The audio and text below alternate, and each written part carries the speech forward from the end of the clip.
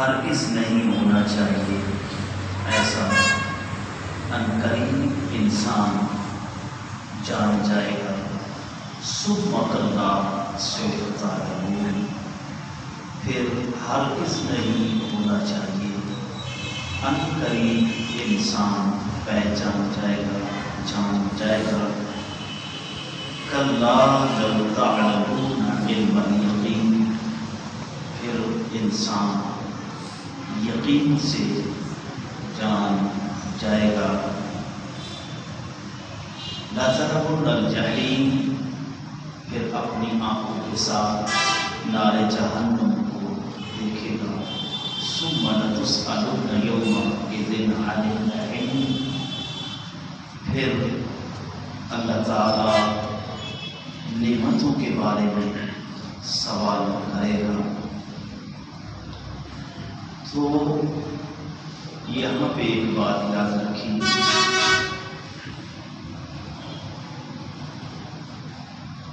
انسانی غفلت جو ہے یہ اللہ کی ناراضگی کا سبب بنتی ہے۔ انسان کی غفلت اللہ کی ناراضگی کا سبب بنتی ہے، اس لیے رب ذوالجلال نے پوری سورت نازل فرما دی اور شروع میں کہہ دیا اللہ غفلت میں ہے، اللہ تکاثر، انسان کو غفلت میں ڈال رکھا ہے کثرت مال میں۔ اور یہ بات کی حقیقت ہے کہ مال و دولت کی فراوانی ہو تو انسان پہ پھر غفلت بھی آ جاتی ہے، تکبر بھی آ جاتا ہے، اور یہ صورت اسی کے اوپر نازل ہوئی ہے۔ یا تو انسان مال و دولت پہ اتراتا ہے یا اپنی برادری کے اوپر اتراتا ہے، اور یہ سورہ مبارکہ جو نازل ہوئی اس وقت بھی بنی حارثہ اور بنو الحارث کی وجہ سے نازل ہوئی، ان دو قبیلوں کی وجہ سے نازل ہوئی۔ بنی حارثہ اور بنو الحارث یہ دو قبیلے تھے، یہ آپس میں مال و دولت کے اوپر بھی فخر کرتے تھے، اور پھر ان لوگوں نے کیا کیا کہ قبرستان تک چلے گئے، اور قبرستان میں بھی پہنچ کے کہتے ہیں ایک کو کہتا ہے ہمارا وہ جو ہے قبر والا، تم میں کوئی ایسا دوسرا ہے، وہ اس کو کہتا ہے کہ ہمارا جو وہ قبر والا ہے تمہارے درمیان اس جیسا کوئی ہے۔ تو پھر اللہ رب العزت نے یہ سورت نازل فرما دی کہ الہاکم التکاثر حتی زرتم المقابر، انسان کو غفلت میں ڈال دیتا ہے کثرت مال، اور پھر اسی تبدو میں لگا رہتا ہے، مال لگانے میں، مال جوڑنے میں، مکان بنانے میں، اس کی خواہش میں، اپنی مالی پوزیشن کو مضبوط کرنے میں، یہاں تک کہ ساری انسان کی کوشش جو ہے وہ اسی میں صرف ہو جاتی ہے، اور اس کو پتہ تک نہیں چلتا، موت آ جاتی ہے اور وہ قبر میں چلا جاتا ہے۔ حالانکہ مدعا یہ ہے کہ انسان اپنی اصلاح کرے، انسان اپنی اصلاح کرے، اور جو دوسرے لوگ ہیں ان کی بھی اصلاح کرے۔ صرف اپنی اصلاح، حدیث پاک ہے نا، تم میں سے ہر کوئی نگہبان ہے، تم میں سے ہر کوئی نگہبان ہے، اور اس سے اس کی رعیت کے بارے میں اللہ قیامت کے دن اس سے سوال کرے گا۔ اب سب سے زیادہ زور اللہ تعالیٰ نے جس چیز کے اوپر کیا ہے وہ نماز ہے۔ نماز کے اوپر اللہ نے زور دیا ہے کہ نماز قائم کرو، نماز قائم کرو، نماز قائم کرو، نماز قائم کرو۔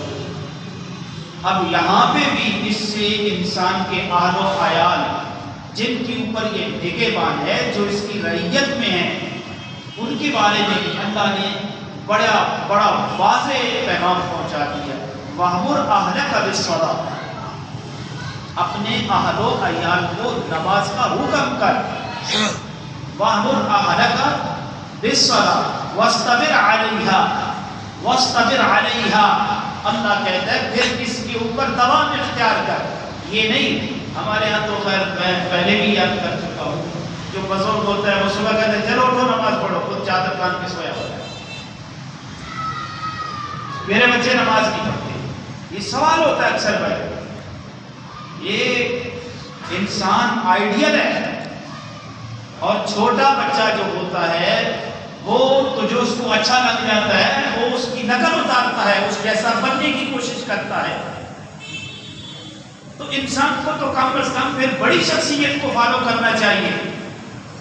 یہ تو بچپنے والی سوچ ہے کہ بچہ ہوتا ہے نا، بعد میں تو چلو انسان کو ہنسی بھی اس کے اوپر آتی ہے. بچہ ہوتا ہے چھوٹا، اس کو ایک چھوٹا سا کھلونا دیتے ہیں، چھوٹے بچے کے ہاتھ میں چھوٹا سا کھلونا دیتے ہیں، وہ اس کو پکڑتا ہے اور اسی کو اپنا مقصود سمجھ لیتا ہے، بس اسی پہ وہ راضی ہو جاتا ہے، اسی پہ ہی خوش ہو جاتا ہے. تو اللہ بھی انسان کو یہ کہہ رہا ہے کہ تیرے اور اس بچے کے درمیان کم از کم فرق ہونا چاہیے، تیرے اور جانور کے درمیان فرق ہونا چاہیے. اللہ رب العزت بڑے سخت معنوں میں تنبیہ فرما رہے ہیں، الہاکم التکاثر، تجھے مال کی کثرت نے غفلت میں ڈال دیا ہے. تو میں عرض کر رہا ہوں، اللہ قرآن میں کہتا ہے وَاحْمُرْ أَهْلَكَ بِالصَّلَاةِ وَاصْطَبِرْ عَلَيْهَا لَا نَسْأَلُكَ رِزْقًا. اللہ کیا فرما رہے ہیں؟ خود نماز پڑھ، اپنے آل و عیال کو نماز کا حکم کر، خود بھی نماز پڑھ. تم سے جو سوال کیا جائے گا وہ ان کی تربیت کا، دین پہ لگانے کا، نماز پڑھانے کا سوال کیا جائے گا. لا نسألک رزقا، اللہ کہتا ہے تیرے رزق کے بارے میں تجھ سے سوال نہیں کیا جائے گا. رزق تو عطا کرنے والی ذات اللہ کی ہے. وہ قرآن میں دو لفظوں میں یہ کہتا بھی ہے اِنَّ اللَّهَ هُوَ الرَّزَّاقُ ذُو الْقُوَّةِ الْمَتِينُ. زبردست رازق جو ہے وہ اللہ وحدہ لا شریک کی ذات ہے. رازق اللہ ہے. تجھ سے جو سوال کیا جائے گا، جو احکامات رب ذوالجلال نے دیے ہیں ان کے بارے میں تجھ سے سوال کیا جائے گا. تو اس لیے فرمایا الہاکم التکاثر حتی زرتم المقابر. اس کثرت مال میں اب بھی ایسے کہتے ہیں انسان گھر بناتے بناتے سب کچھ یہ بھی کر لوں، تھوڑا سا اور جوڑ دوں. عموماً وہ لوگ جو ملازم ہوتے ہیں اور ایسے محکموں میں جہاں پہ اوپر سے مال کھلا آتا ہے، ذرا میری بات سے وہ یہ میں بھی ایک وکیل ہوں، میں دوستوں سے جی بس گھر بنا لوں نا تو پھر جو ہے پھر اس کام کو چھوڑتے، پھر پکی توبہ کرتے. گھر بن گیا جی بچوں کی شادیاں کر لینا جی، یہ بھی بڑی ذمہ داری ہے. بڑے پیارے انداز سے وہ کہتے ہیں یہ بھی بڑی ذمہ داری ہے نا جی، اس کو نبھا کے نا پھر پکی توبہ کر لیں. جب وہ ہو گئی جی اب پیسے جوڑ رہے ہیں جی، عمرہ کر کے ادھر جا کے ہم داڑھی رکھیں گے جی، ادھر جا کے ہم داڑھی رکھیں گے، وہاں پہ توبہ کر کے آئیں گے. پھر اس کے بعد یہ جو حاضر اوپر سے کہتے ہیں حاضر من فضل ربی. کیا میں نے ایک پچھلے دنوں کی بات ہے تو ایک پولیس والے بھائی کو میں نے کہا یار اب تو توبہ کر لے. پھر آپ نے میں نے کہا اب تو توبہ کر لے، ماشاء اللہ کی داڑھی جو ہے یہ اب سفید ہو گئی ہے. کہتا ہے جی سر پیر اور پولیس والے ایک ہی جیسے تو ہے. میں بڑا حیران ہوا. میں نے کہا یہ تو میں مانتا ہوں مولوی کا مقام اور پولیس والے کا مقام بڑا ہے، ایک جان کا محافظ ہے، ایک ایمان کا محافظ ہے. یہ علیحدہ بات ہے کہ اپنے اپنے محکمے میں اس وقت دونوں ڈاکٹر کرتے ہیں، یہ علیحدہ بات ہے. تو کہتا ہے جی یہ جو حاضر من فضل ربی ہوتا ہے نا جی، یہ لوگ پکڑتے ہیں جا کے پیر کی مٹھی میں بھی دے دیتے ہیں، ہم بھی ڈیوٹی پہ کھڑے ہوتے ہیں اور ہماری مٹھی میں بھی آ کے دے دیتے ہیں، بات تو ایک ہی ہے. میں نے کہا بھائی کمال ہے تیرا فلسفہ بڑا عجیب ہے. اب پیر کو بھی جا کے مٹھی میں دیتے ہیں، مٹھی بند کر لیتے ہیں، وہ بھی چپ کر کے جیب میں ڈالتے ہیں. تو پولیس والے کو بھی مٹھی میں دیتے ہیں اور وہ بھی مٹھی میں دے دیتے ہیں تو ہم بھی ڈال لیتے ہیں. تو ایسے ہی علاقوں میں بھی ہم دیکھتے ہیں وہ مکالمات جو منشی ہوتے ہیں اور یہ مانگ کے لیتے ہیں وہ جی ہمارا بھی پاک ہے، الو کے پٹھوں تم تنخواہ نہیں دیتے، حرام خورو تم کس چیز کی تنخواہ لیتے ہو؟ لاکھ لاکھ تنخواہ لے رہا ہے ایک یہ جو ایڈمن ہوتا ہے اور یہ لیڈر جو ہوتا ہے لاکھ تنخواہ لے کے بھی پھر بھی ان کی نظر 200 اور 500 کے حرام خوروں کی ٹکوں کے اوپر ہوتی ہے. اور جب دیکھ رہا ہوں اس کو پتا ہوتا ہے کئی تو اس میں سے بھی شام کو ایسا مانگ رہے ہوتے ہیں. تو جس قوم کو حرام کی لت پڑ جائے, اب ایک چنگا بندہ شریف آدمی بندہ جو ہے وہ کھانے میں جائے تو پہلے تو پلیتوں کی بکواس سننی پڑتی. شریف آدمی کدھر جائے؟ ہمارا آبے کا آبا ہی بگڑا ہوا ہے. اللہ کہہ رہا ہے کہ الہاکم التکاثر, اس کثرت مال نے تمہیں غفلت میں ڈال دیا ہے. اے جی یہ گھر بنا لیجیے, اس کے بعد بچوں کی شادی کر لیں گے, اس کے بعد پھر عمرہ کر لیجیے, پھر وہاں سے ہم توبہ کر کے آئیں. بھائی کسی کے پاس گارنٹی ہے وہاں پہ پہنچنے کی؟ یہ ایک میرا چھوٹا سا سوال ہے. کوئی بندہ کل کی گارنٹی دے سکتا ہے؟ نہیں دے سکتا. کل کا کسی کو پتہ ہی نہیں ہے. یہ تو اللہ جانتا ہے کہ کل کیا ہونے والا ہے. تو کیوں نماز میں پڑھتے ہوئے ایاک نعبد و ایاک نستعین, ایاک نعبد و ایاک نستعین, ایاک نعبد و ایاک نستعین, ہم تیری عبادت کرتے ہیں, تجھ ہی سے مدد مانگتے ہیں. اہدنا الصراط المستقیم, ہمیں سیدھے راستے پہ چلا, ہمیں سیدھے راستے پہ چلا. نماز میں ہم یہ پڑھ رہے ہوتے ہیں, اللہ سے ہم یہ مانگ رہے ہوتے ہیں. سوچ ہماری کتنی پائے کیا ہے. مدینہ بھی جائیں گے, وہاں سے توبہ کر کے آئیں گے, وہاں سے داڑھی رکھ کے آئیں گے, وہاں سے سارا کچھ کر کے آئیں گے. یہاں پہ پھر جو عذاب فضل ربی آ رہا ہے, دیکھو اس آیت مقدسہ کی بھی توہین. حرام کو کیا رہے گی میرے اوپر وہ مال. تو اللہ تعالیٰ سب کو ہدایت عطا فرمائے. دیکھیں زندگی کا کوئی پتہ نہیں. تو میں نے پہلے مثال دی ہے کہ بچوں کی طرح کھلونے پہ راضی نہیں ہونا چاہیے. انسان کا ایک مقصد ہے, انسان ایک مقصد عظیم لے کے آیا ہے. ورنہ انسان بھی ایک جاندار ہے, حیوان بھی ایک جاندار ہے.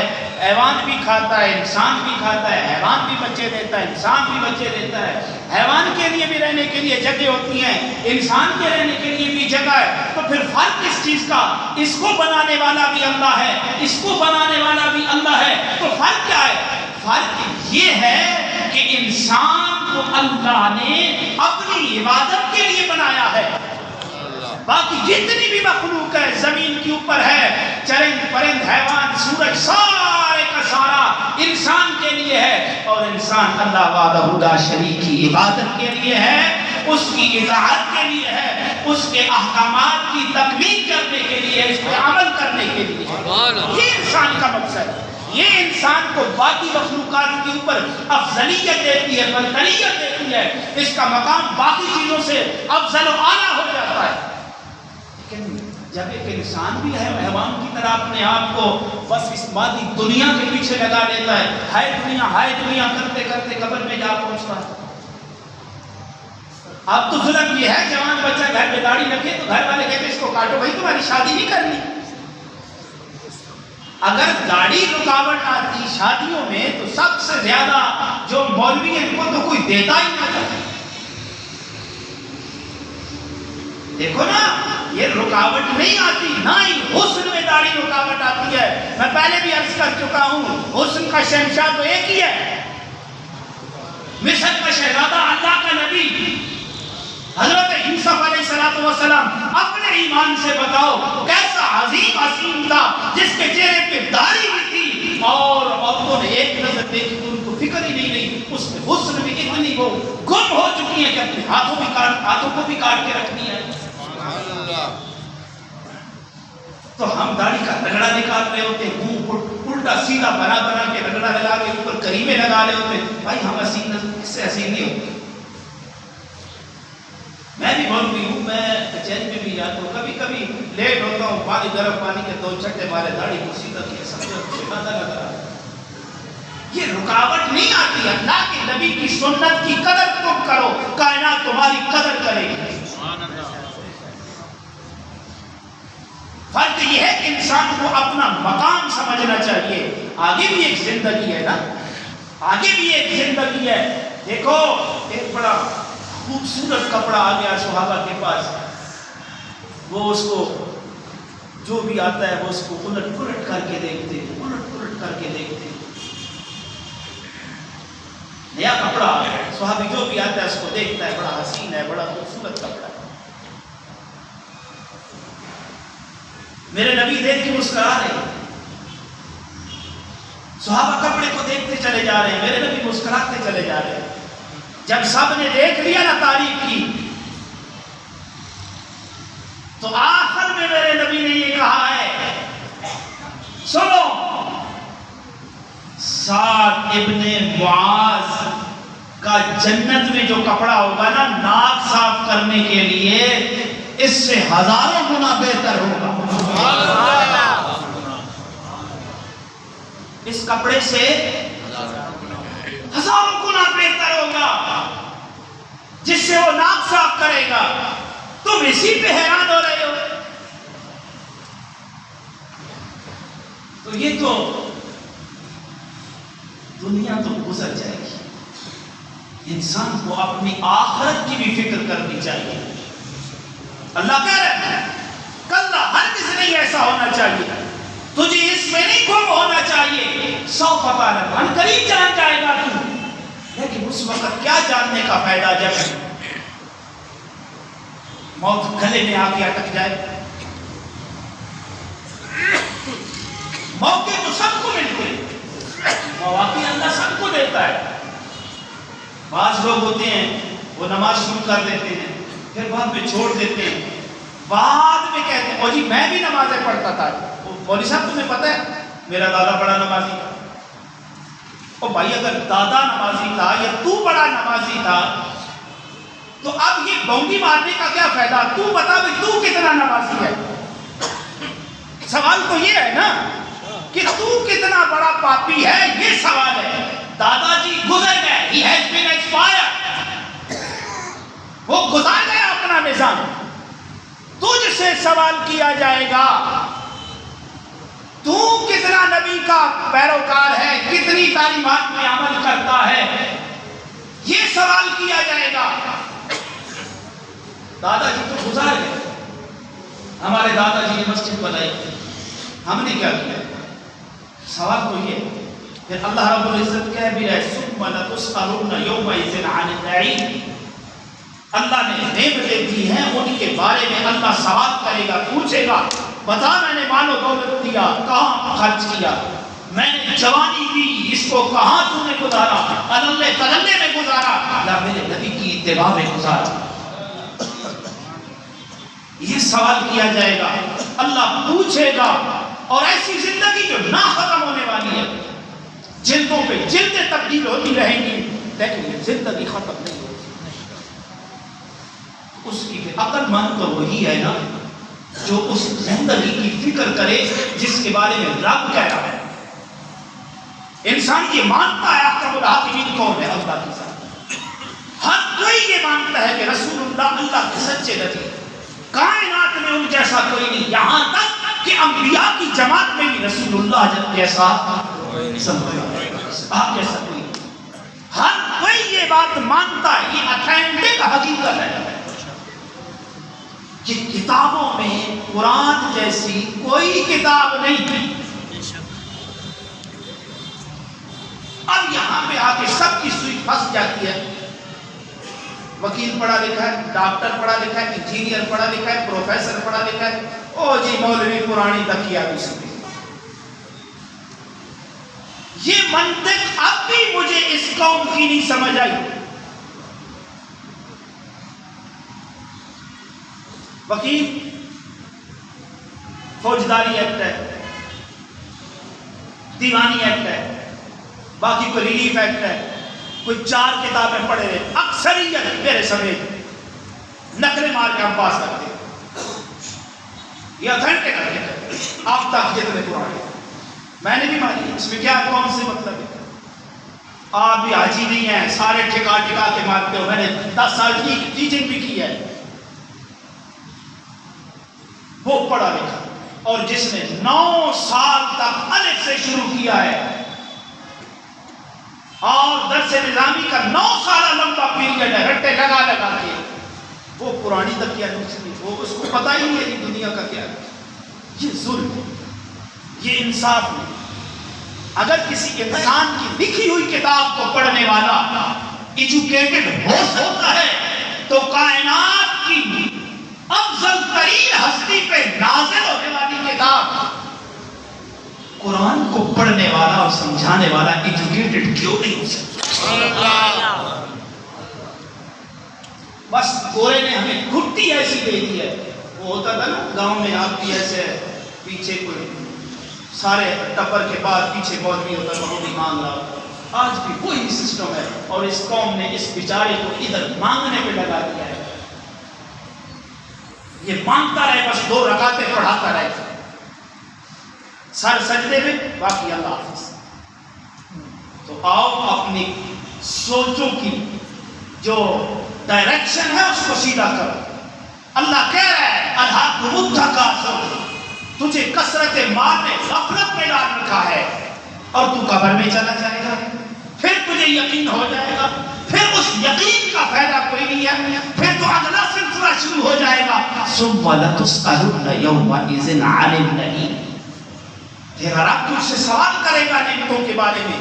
سوال و جواب کے بعد یہ ہوگا فَأَمَّا مَنْ أُوتِيَ كِتَابَهُ بِيَمِينِهِ فَسَوْفَ يُحَاسَبُ حِسَابًا يَسِيرًا وَيَنْقَلِبُ إِلَىٰ أَهْلِهِ مَسْرُورًا، جس کے نامۂ اعمال کو دائیں ہاتھ میں دے دیا جائے گا، اس کا حساب و کتاب آسان ہوگا. اور حساب و کتاب کے بعد جب وہ اپنے اہل و عیال کی طرف لوٹے گا وہ مسرور ہوگا. وَأَمَّا مَنْ أُوتِيَ كِتَابَهُ وَرَاءَ ظَهْرِهِ فَسَوْفَ يَدْعُو ثُبُورًا وَيَصْلَىٰ سَعِيرًا إِنَّهُ كَانَ فِي أَهْلِهِ مَسْرُورًا، جس کے نام اعمال پیچھلی طرف سے دیا جائے گا، پیٹھ سے دیا جائے گا، اس کو جہنم میں پھینکا جائے گا، اس لیے کہ وہ اپنے اہل و عیال میں، دنیا میں، گھر میں، دوستوں میں، احباب کے اندر وہ خوش و خرم تھا، اس کو آخرت کی فکر نہیں تھی. اس لیے سرکار کل جہاں نے فرمایا تم میں سب سے زیادہ عقل مند وہ آدمی ہے جو کثرت کے ساتھ اپنی موت کو یاد کرتا ہے. مرنا تو ہے، یہ تو ایک اتھینٹک حقیقت ہے، اس سے کوئی بھی نہیں بچ سکا، نہ کوئی بچ سکے گا، اس نے آنا ہے اور مومن نے اس کے لیے تیاری کر دی ہے. فَمَنْ يَعْمَلْ مِثْقَالَ ذَرَّةٍ خَيْرًا يَرَهُ وَمَنْ يَعْمَلْ مِثْقَالَ ذَرَّةٍ شَرًّا يَرَهُ. پھر وہ دن آئے گا، the day of judgment، قیامت کا دن، جب میرا اللہ پائی کا حساب لے گا. بھلائی کے اوپر اجر بھی عطا کرے گا چاہے چھوٹی سی چھوٹی کیوں نہ ہو، اور برائی کے اوپر وہ اس کی سزا بھی دے گا. یہ تو علیحدہ بات ہے کہ وہ مالک ہے، کریم ہے، معاف کر دے، اپنے فضل سے جنت میں داخل کر دے تو اسے کوئی روک نہیں سکتا. جزاکم اللہ احسن الجزاء.